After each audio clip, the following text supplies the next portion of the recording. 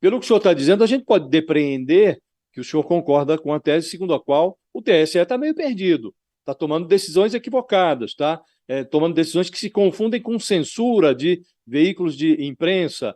É isso que a gente pode depreender?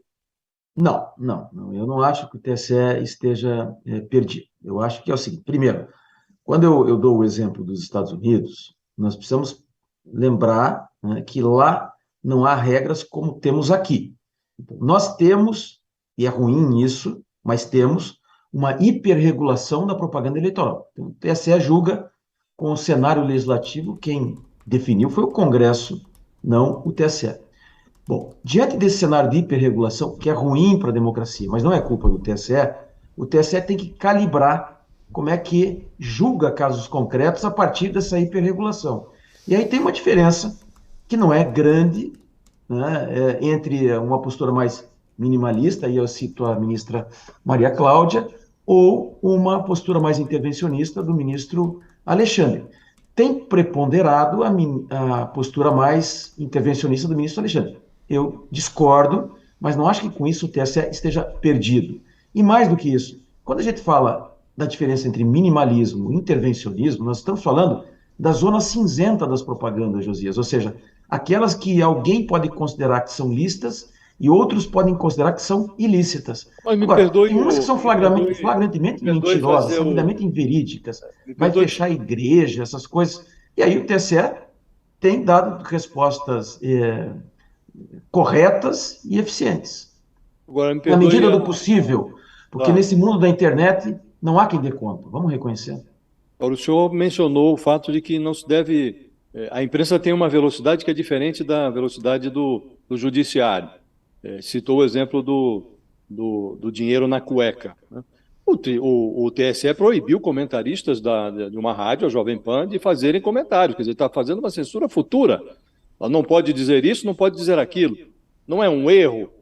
Segundo lugar, eu mencionei aqui um fato. O TSE proibiu uma campanha de acusar o Lula de corrupto e permitiu que a campanha do PT acusasse o Bolsonaro de genocida. Ele não foi condenado por genocídio. Não há uma dissonância entre as decisões, por isso eu lhe perguntei se o TSE não está meio zonzo diante dessa conjuntura. Eu vou até emendar uma fala que a gente ouviu aqui de um apoiador do presidente Bolsonaro, líder do governo na Câmara. Ele falou que o Alexandre de Moraes está sendo um cabo eleitoral de Lula. O senhor acha que o Tribunal Superior Eleitoral está sendo parcial? Vou ser mais direta na pergunta.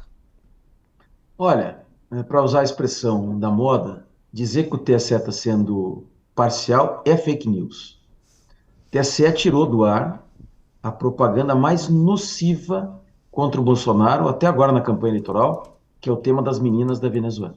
Medido isso em pesquisa qualitativa, tem várias notícias sobre o tema. Então, vamos acusar o TSE de tudo, menos de parcialidade. E olha, eu acompanho os julgamentos do TSE há muito tempo. Pode ter ali erro na visão de quem está vendo aquilo, porque tem posição diferente, mas não há parcialidade, na minha opinião. Eu acho que não há lado beneficiado. Quem perde é a democracia quando a gente aumenta o filtro, certo? Em relação à imprensa, certo? De fato, eu particularmente discordo de uma ou outra decisão.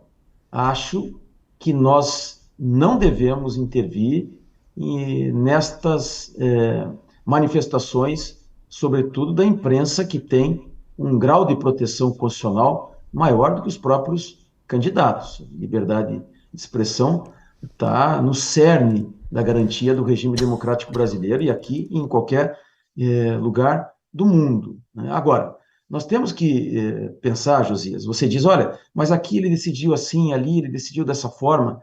O TSE, veja a situação do TSE.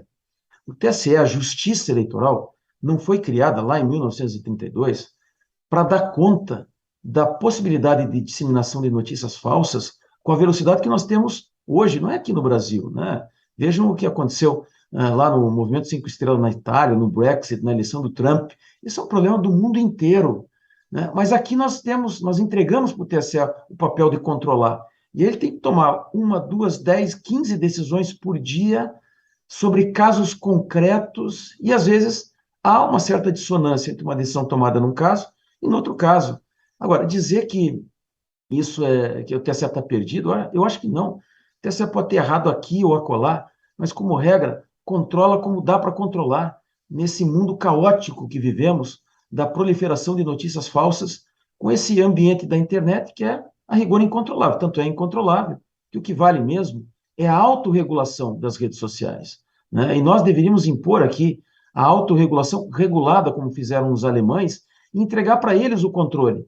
Se nós entregarmos para eles o controle, pode haver, quem sabe, um pouco mais de erro do que o TSE possa cometer. Só que terá muito mais velocidade e eficiência, e os erros são corrigidos depois pelo judiciário. Doutor Luiz Fernando, o senhor mencionou em algum ponto da nossa conversa que há uma hiperlegislação nessa seara eleitoral, né?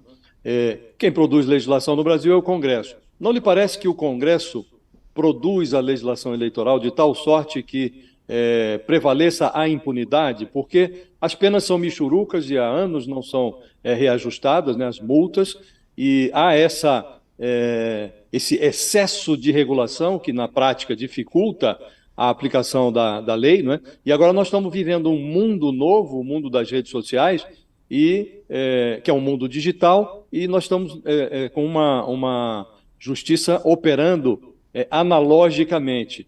Acha que a legislação é feita para favorecer a impunidade? O senhor tem essa impressão? Não, eu acho que, claro, veja, o direito eleitoral tem isso, né? Quer dizer, é o único ramo do direito em que você entrega para os eventuais condenados a métrica da condenação. Então, primeiro, vamos reconhecer isso. Agora, Josias, o Brasil é o país do mundo que mais caça mandatos de políticos pela justiça eleitoral, né? Vejam só, nós temos milhares de prefeitos caçados. Vamos analisar agora, por exemplo, essas medidas que o governo federal tem feito durante a campanha eleitoral, os taxistas, caminhoneiros, Auxílio Brasil, perdão da dívida do FIES. Isso aí gerou cassações de milhares de prefeitos, de governadores da Paraíba, Tocantins, do Maranhão, por medidas muito menores do que essa. E, assim, a regra aqui no Brasil é que a justiça eleitoral seja muito dura. Não se caça mandato no mundo como a gente caça aqui, certo? Então, o Congresso Nacional, ninguém pode negar, às vezes faz movimentos para se proteger. Vamos lembrar lá atrás do perdão das multas eleitorais e outras medidas, mas o Congresso Nacional, por outro lado, pressionado pela opinião pública, aprovou a cassação por compra de votos em 99, o artigo 41A da Lei Eleitoral, foi interpretado pelo TSE como a possibilidade de cassar a partir da compra de um voto só, ainda que não altere o resultado, e a partir dali veio um monte de decisões cassando esses políticos. Se o Congresso se protegeu mal nas últimas 2 décadas.